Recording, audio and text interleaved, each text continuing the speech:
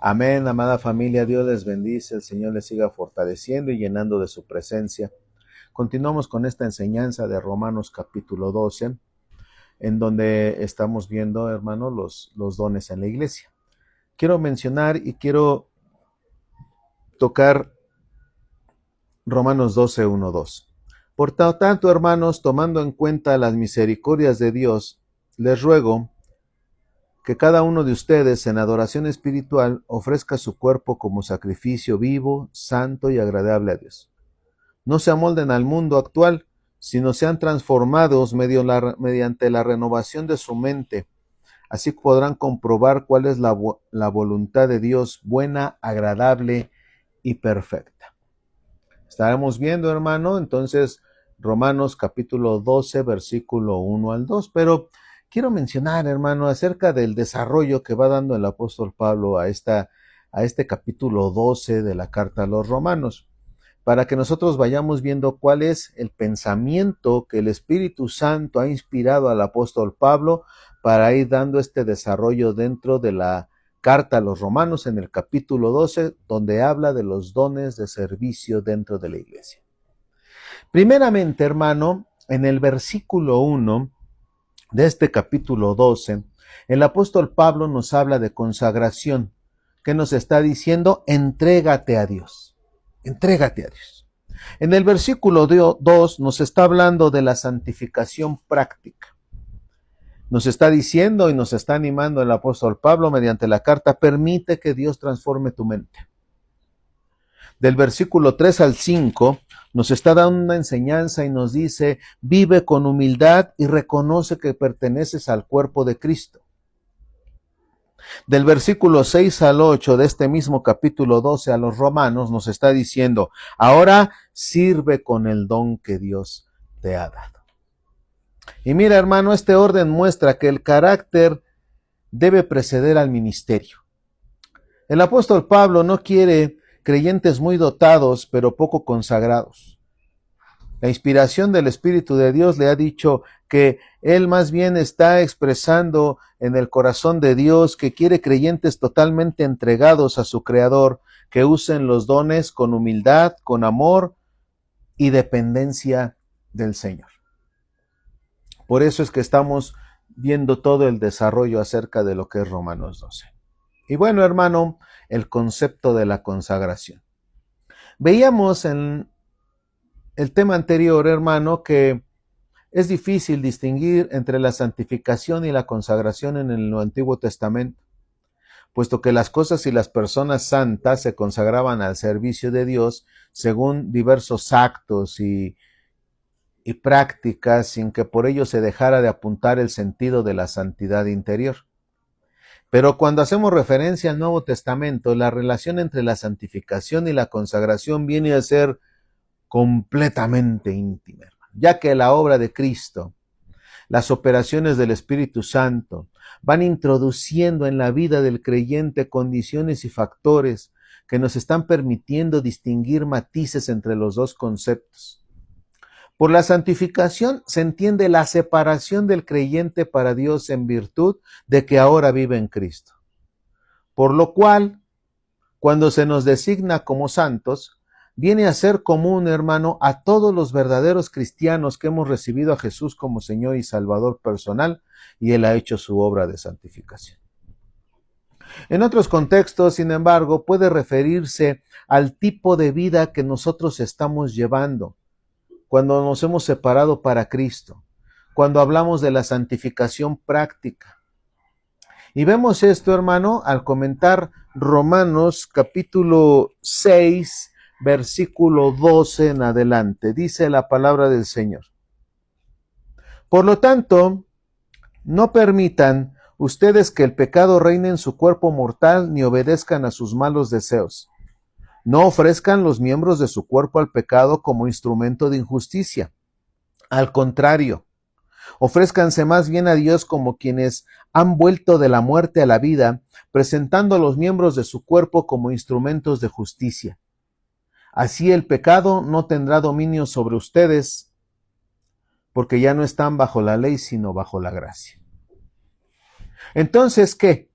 ¿Vamos a pecar porque no estamos bajo la ley, sino bajo la gracia? De ninguna manera, contesta el apóstol Pablo.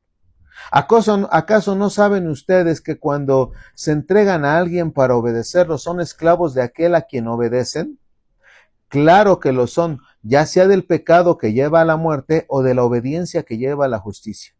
Pero gracias a Dios, que aunque antes eran esclavos del pecado, ya se han sometido de corazón a la enseñanza que les fue transmitida. Gloria a Dios.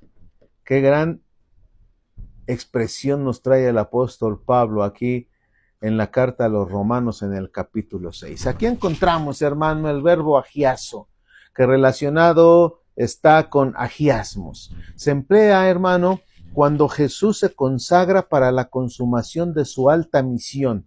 ¿Cuál? Su sacrificio por todos nosotros.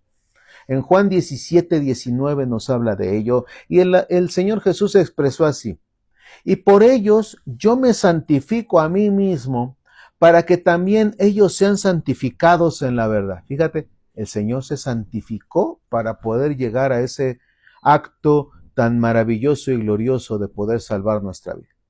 Y también cuando nosotros los cristianos nos apartamos del mundo para poner nuestra vida a disposición de nuestro Dios, lo encontramos que también tiene una expresión en la palabra del Señor en el mismo Juan 17, pero ahora del 17 al 19.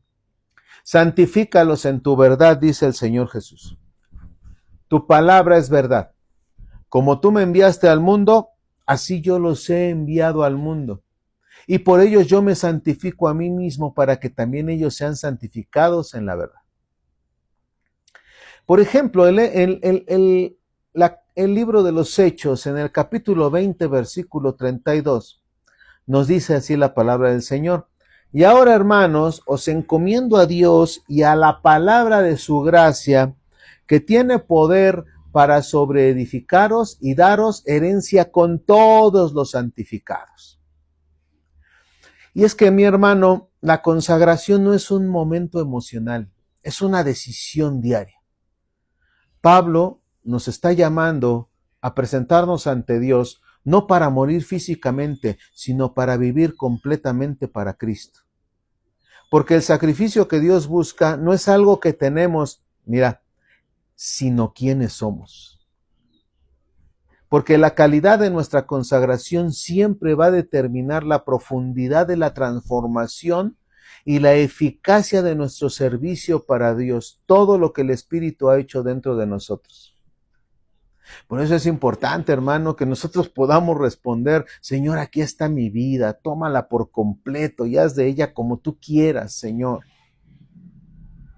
Porque cuando llegamos a un punto esencial, hermano, el sacrificio vivo, como lo menciona Romanos 12:1, que leímos en un principio, vemos la iniciativa de Dios.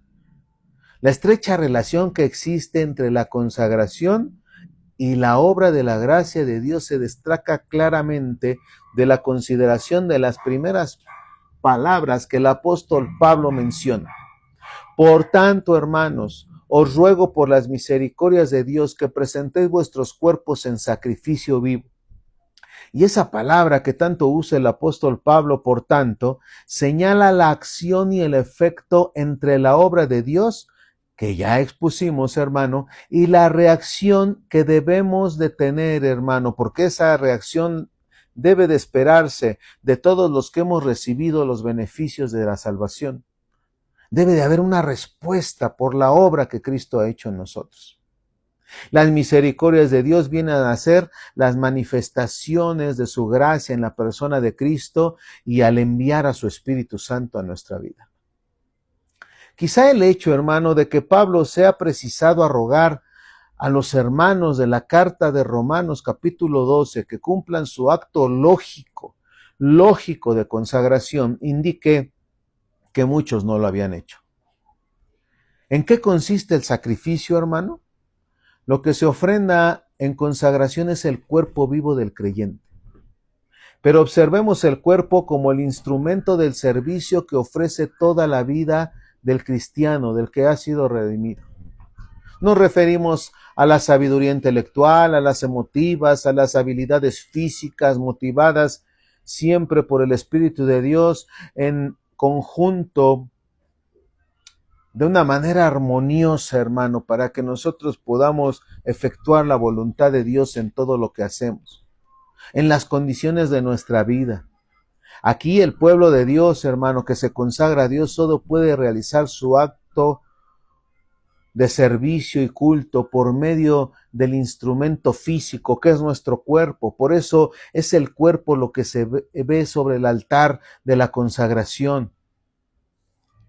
Y cuando hablamos de las condiciones del sacrificio, hermano, este sacrificio se describe como vivo, santo y agradable a Dios. Es vivo, hermano, en contraste con las víctimas que llevaban los israelitas al altar para que fueran inmoladas en sacrificio simbólico. Dios no quiere que nos precipitemos al martirio, hermano, sino quiere más bien que le dediquemos todas las fuerzas de nuestro ser hasta que Él ordene otra cosa. El sacrificio además es santo, por su misma naturaleza. Hemos nacido de Dios y nos hemos apartado de las influencias externas. Y nos hemos apartado además de los intereses propios, hermano, para rendirnos a nuestro Cristo. Es agradable a Dios, puesto que la consagración es precisa, hermano, necesaria para el cumplimiento del plan de Dios, que se basa en la obra que Cristo ha hecho en nosotros y abarca el servicio y el culto que ofrecemos delante de Dios. El pueblo de Dios, hermano, adora a Jesucristo mientras sirve y le sirve al postrarse delante de Él en adoración. Hermano, continuaremos en la próxima entrega. El Señor te siga bendiciendo. Medita en esto. Dios desea nuestra entera santificación. Bendiciones.